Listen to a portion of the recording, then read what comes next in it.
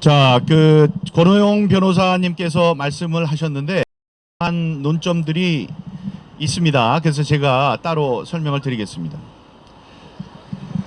지금 말씀이 무슨 말씀이냐 하면 이 투표 용지는 접어서 투표함에 넣도록 법으로 돼 있고 대부분의 사람들이 접어서 집어 넣습니다. 그런데 개표를 할 때 보니까 완전히 신권 지폐같이 빳빳한 종이들이 나왔습니다. 그래서 이 빳빳한 종이에 대해서 우리가 의문을 제기했더니 선관위에서는 뭐라고 했느냐, 원래 형상을 기억하는 무슨 합금같이 생각을 했는지 형상 기억, 형상 복원 종이가 있다.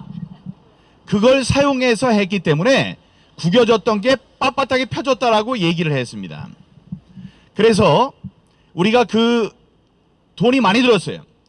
120석장인데 몇 천만 원 들었습니다.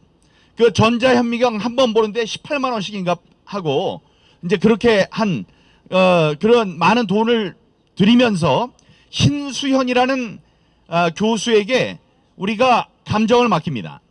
근데 이 신수현이라는 사람이 정신이 신수정이라는 사람에게 감정을 맡깁니다. 그런데 이 사람이 정신이 왔다 갔다 하는 사람이에요. 이 사람이 얘기한 것 중에 정신이 제대로 바뀌었을 때 한 얘기는 제가 물어봤습니다. 아까 얘기했지만 이 기억 형상을 복원하는 종이가 있습니까? 그랬더니 한마디로 시원하게 얘기했어요. 세상에 그런 종이는 없습니다. 예, 이렇게 얘기했던 사람입니다. 근데 이 사람이 다음에는 또 무슨 얘기를 했느냐, 이 본드로 종이가 딱 붙은 것들이 있었는데 이 붙은 게 이 성분이 뭐고 왜 붙었는지를 얘기해달라고 그랬더니 이 정신 나간 사람이 뭐라 그랬냐, 이게 벌써 1년 2년 전에 있었던 게 정전기로 붙어 있었다. 정전기가 계속 남아가지고 몇 년 동안 그게 붙어 있었던 거다. 이렇게 얘기를 하고 있습니다. 이게 정신이 오락가락하는 사람인데 일단 우리가 그 정체를 알기 전에 우리가 갖고 있는 종이 중에서 제일 빳빳한 거, 정말 제일 세계에서 제일 빳빳한 걸 골랐어요. 수천 장이 다 빳빳하지만 그 중에서 가장 빳빳한 종이를 골라서 120석 중에 집어넣어서 감정을 시켰습니다. 그랬는데 그 결과가 나온 게 뭐냐, 평활도라는 게 있어요. 평활도. 이게 빳빳하냐 구겨졌냐, 빳빳하냐 구겨졌냐를 판정을 하는 건데 그 사람이 뭐라고 했냐, 이게 빳빳한 것 같이 보이지만 눈으로는 그렇게 보이지만 현미경을 갖다 들이대고 한 장에 18만 원씩 하는 전자현미경으로 들어봤더니 그게 사실은 구겨져 있더라. 그렇게 얘기를 했습니다. 그래서 우리는 그게 맞는다고 생각을 하고 우리 눈에 안 보여서 그러나 믿진 않았지만 이 사람이 이렇게 얘기하는 데는 일리가 있겠구나라고 지금까지 생각을 해온 겁니다. 그런데 바로 어제 이거 하늘이 도우신 거예요. 모든 것을 합력하여 선을 이루신 하나님. 어제 권 변호사님께서 이거 내일 바로 오늘 3시면은 이게 모든 게 다 끝나는데 우리가 뭐를 좀 발견할 게 없을까 해서 이것저것 보시다가 이 눈에 익은 기표 번호 이게 있는 거를 한번 보고 이거 두 개가 비슷한데 이 자국은 뭐지 하면서 눈에 딱 띄는 게 있었는데 하나는 우리가 고른 가장 빳빳한 종이 그게 있어요. 사진 찍힌 게 있어요. 근데 이건 눈에 봐도 반으로 접힌 것도 아니고 옆을 접었습니다. 비행기 접을 때 접듯이 옆으로 확 접은 게 우리 눈으로도 사진으로도 눈에 띄는 그런 종이가 똑같은 거로 나온 거예요. 이게 왜 중요하냐면 그 다음에 누가 이걸 구겨가지고 이게 뭐 우리 앞에 있는 거를 사진을 찍은 게 아니고 자기네들이 이걸 보시오.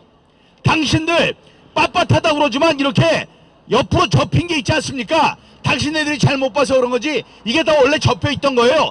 라고 자기네들이 찍어 놓은 사진, 그 사진에 이렇게 접힌 게 나온 겁니다, 여러분. 자, 여러분 조심하세요. 여러분 이거는 매우 중요합니다. 매우 중요해요. 이건 죽었던 이 재판을 다시 살리게 될 겁니다. 왜냐? 이 재정 신청, 재정이라고 그래요? 다시 하는 거 뭐예요? 재심을 우리가 신청을 하려고 하면 대법원이 단심제이기 때문에 한 번밖에 못합니다.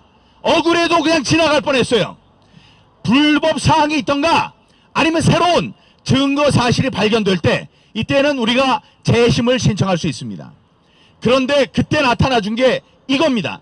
이들은 빳빳한 종이를 구겨줬다 해봤더니 평활도가 떨어진다 이렇게 얘기를 했는데 그게 조작된 우리가 제출한 것과는 다르다. 생각해보세요. 이게 빳빳한 것과 콱 한번 접은 것과는 평활도에 얼마나 차이가 나겠습니까? 그냥 요만한 접은 자국도 그걸 계산을 해서 수치로 나타내는 건데, 그래서 잘못된 오염된 증거로 나온 판정이기 때문에, 재판관들의 판단이기 때문에 이거는 다시 재판하라, 이렇게 우리들은 재심을 신청할 수 있는 기회가 생긴 것입니다. 그 기회가 생긴 그 재판은 이 여기 앉아있는 놈 김명수 이 자식이 하는 게 아닙니다.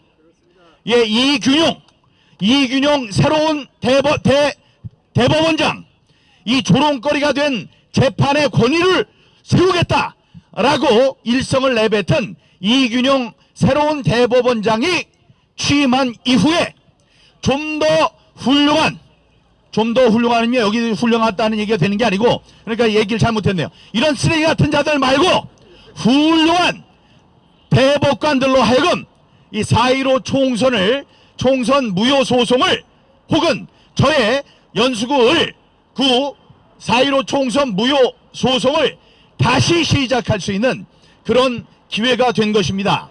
그래서 이거는 권오용 변호사님의 큰 업적이고 하지만 모든 것을 정교하게 이렇게 정하시고 합력해서 선을 이루시는 하나님의 그 은혜라고 저희들은 생각합니다. 여러분,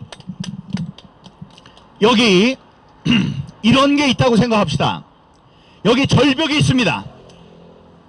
저쪽은 절벽이고 이쪽은 언덕이에요.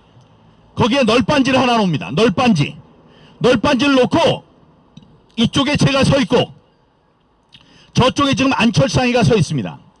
그러니까 안철상이가 저쪽에 서 있는데 민경욱이 여기 서 있다고 해도 되고, 아니면 그렇게 합시다. 민경욱이 이쪽에 서 있어요.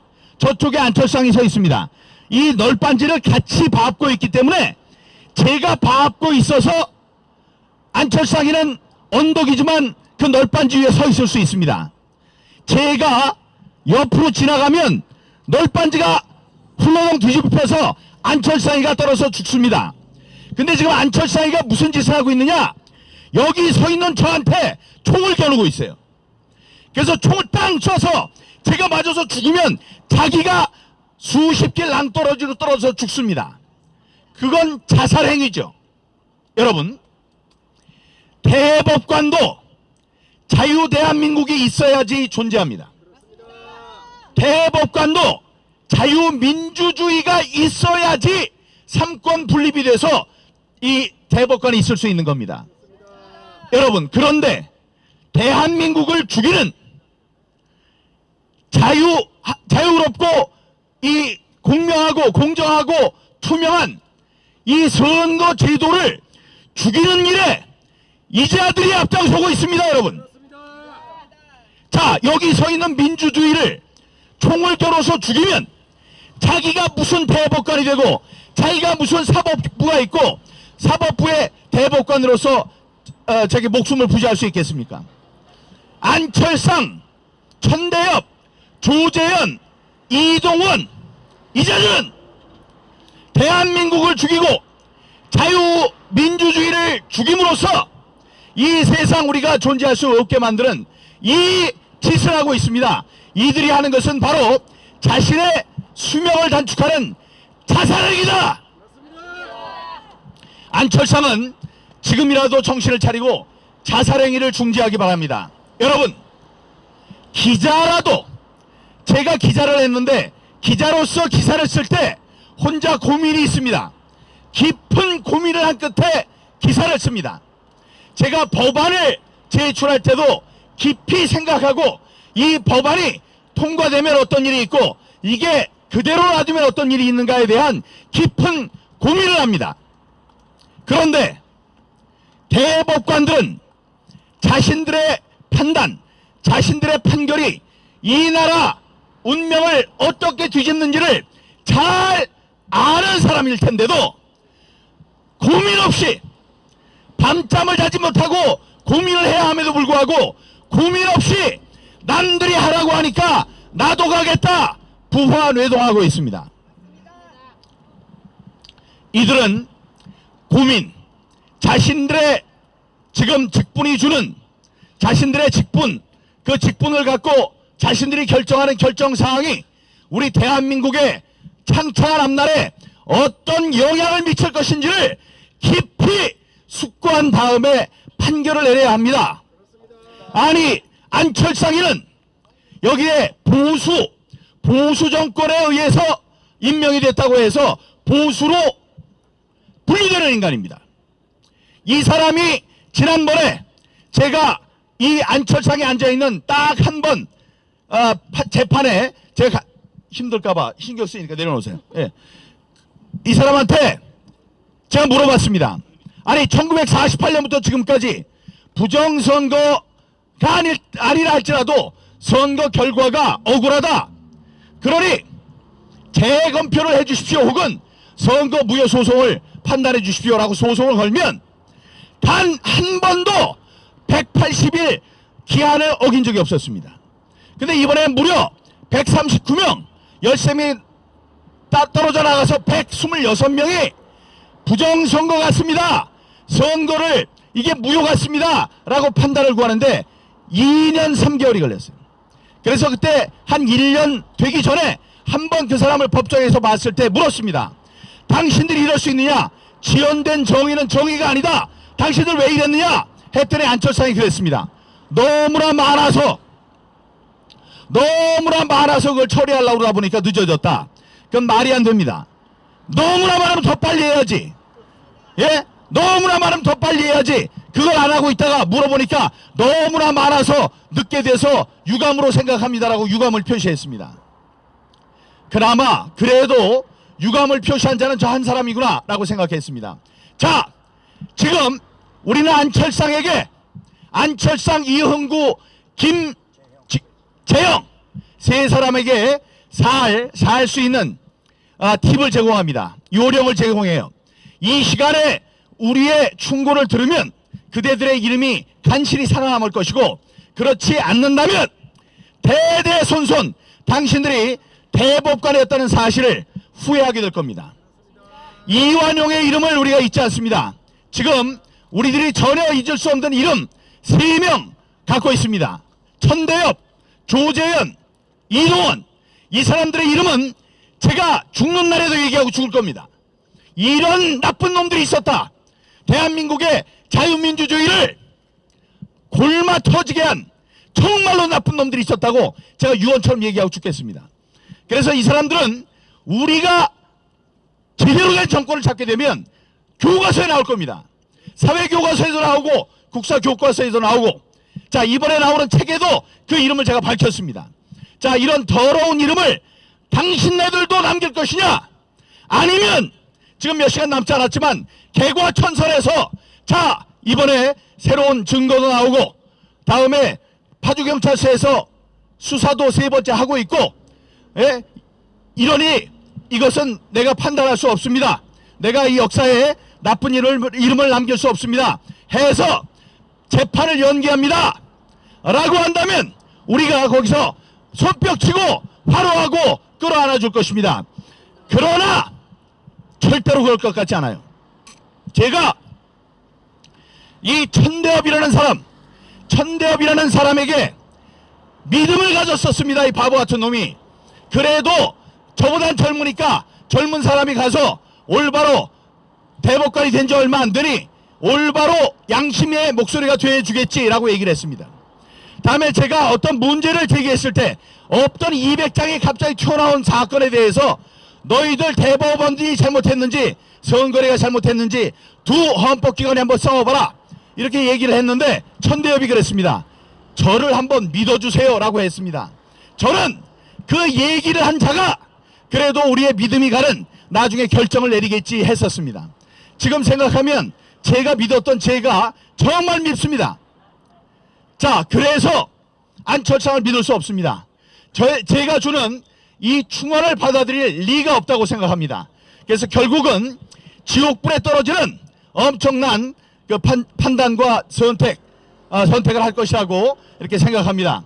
여러분, 오늘의 이 증거가 나온 사실을 잊지 말고 어제 여기에서 밤을 새웠던 이 훌륭한 애국지사들, 애국 시민들의 얼굴을 다들 기억해 주시기 바랍니다. 이 천막도 없는 스티로폼 위에서 어제 울분을 새기면서 여기 밤을 새웠던 애국 시민들입니다. 이분들께 다시 한번 마음속에 박수를 보내며 잠시 뒤에 있을 3시에 판결에 국민 여러분 전부 관심을 갖고 그의 결과에 따라서 올바른 반응을 함께 해주셨으면 좋겠습니다. 감사합니다. 이 선교사 방송을 통해서 방송을 하게 되겠습니다. 그 점을 여러분 기억을 해주시기 바랍니다. 이제 재판정으로 들어가시고 계시는 우리 권호영 변호사님. 자, 들어가시죠. 들어가실 분들. 그리고 민경우 대표님 그 뒤를 따르고 있습니다. 그리고 그 뒤에 또 이병화 대사님, 흰 상의를 입고 계신 이병화 대사님.